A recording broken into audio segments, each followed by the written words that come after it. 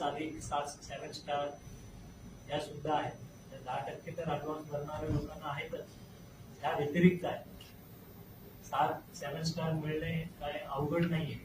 महिलांना सन्मान केला तर सोपं मिळू शकतं 7 स्टार. बरेच प्रॉपर्टी फक्त जोशीचेच नावाने नाही, श्रीमती जोशी पण असायला पाहिजे.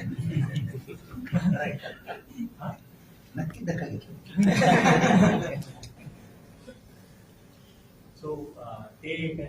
आता आपली जे टॅक्स आहे ते आलं का भारत पे, गुगल पे, फोन पे, इव्हन आपल्या आता टॅक्स आपल्या गुगल पे ने सुद्धा करता येईल. गुगल पे, फोन मध्ये पे जाऊन सर्च बिल्डर्स ऍड केलं, बिल्डर्स मध्ये सर्च केलं, संभाजीनगर सर्च केलं, वरतीच नाव आहे. वरतीच नाव आहे आपलं, न्यू असल्यामुळे वरतीच आहे. काय नावानी म्हणजे लोकांनी काय टाकलं म्हणजे ते टाकत येते. Municipal corporation Sambhaji. गुगल पे उघडा की मला भरलं गेलं सर.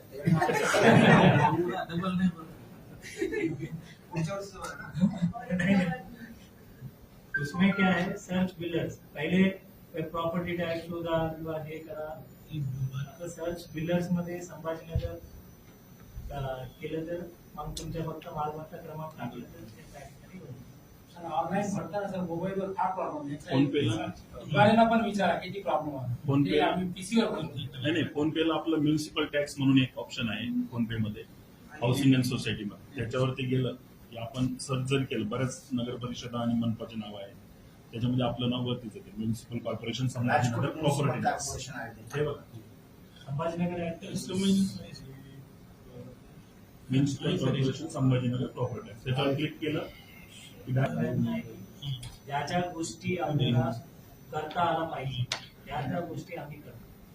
पुढे भविष्यामध्ये आम्ही हा पण विचार करतो की हे डिटेल्स की बँकवाल्यांना पण शेअर करता येईल काय, जेणेकरून म्हणजे तुमच्या फॉर एक्झाम्पल आता मिस्टर जोशी के पास, उनके पास ICICI बैंक में उसका अकाउंट, तो अभी जैसा बिल ऐड कर सकते हैं, मोबाइल बिल, वैसे तुम्हारा भी ऐड कर सकना चाहिए, सो दॅट तुम्हाला रिमाइंड करण्याची गरज नाहीये.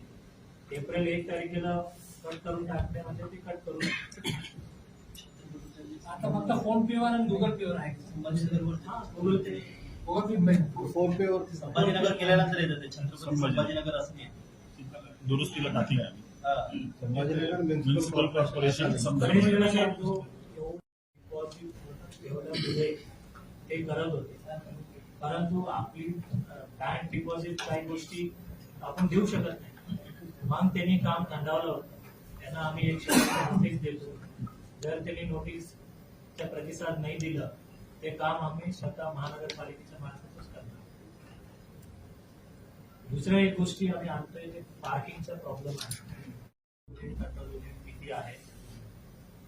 दुसरा त्या ठिकाणी लागणारे गोडाऊन कुठे ठेवलं जाणार आहे, काय गोष्टी आहेत त्या गोष्टीही मागितलेल्या आहेत. तिसरं आहे की अलीकडे ऑनलाईन स्वरूपात, म्हणजे ऑनलाईन इन द सेन्स की माहितीच्या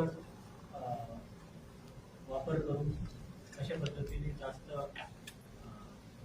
फॉर्मॅट्स म्हणा किंवा काही गोष्टी करायची आहेत, त्यासाठीही सूचना त्यांनी मागितल्या आहेत. आणि मनुष्यबळाची सुद्धा रिक्वायरमेंट ऑफ मॅन पॉवर आणि 10% अधिक लोकसंख्या किंवा अधिक मतदान केंद्र, समजा 100 मतदान केंद्र असतील तर 100 + 10 110 असे प्रपोज करतात. तो एक अंदाजित त्यांना माहिती, या सर्व अंदाज घेऊन आढावा घेऊन मीटिंग उद्या आम्ही मीटिंग ठेवलेलीच आहे. उद्या ठेवले ना, मंडेला शनिवारी त्याच्या माहिती आम्ही राज्य निवडणूक आयोगाला पाठवला जाणार आहे. मुदत दिली, मुदत दिली एवढ्या दिवसात पाठवलं असते. लवकर पाठवून. आणि प्रभाग रचनेशी निगडीत अजून काही माहिती नाही त्याबद्दल आणखी कुठलेच काही कुठले किती 3चा आहे 4चा आहे 1चा आहे 2चा आहे हे गैरसंभ्रम जे सांगितलं जातं अजूनही काही असे निर्देश राज्य निवडणूक आयोगाचे आलेले आहेत पुन्हा महाराष्ट्र शासनाचेही काही अशी पत्र आपल्याकडे नाही त्यामुळे हे संभ्रम निर्माण करू नये आणि ज्या वेळेला जे निर्देश येतील त्या पद्धतीने राज्य निवडणूक आयोगाचं निर्देशाप्रमाणे त्या ठिकाणी प्रभाग रचना आणि पुढील रचनात्मक कार्यवाही आपण केलं जाणार पत्रामध्ये उल्लेख आहे 4थी बाब आहे की निवडणूक माहिती युक्त कशा पद्धतीने करायचे त्या संदर्भात अधिक माहिती त्यांनी दिली जाते सो ओव्हरऑल निवडणुकीच्या संदर्भात जे वाचत होतो गेले 10-15 दिवस जसे संभ्रम सुप्रीम कोर्टाच्या निर्णय आल्यानंतर ते संभ्रम पहिला पत्र आता राज्य निवडणूक आयोग यासाठी या गोष्टींसाठी आले दुसरा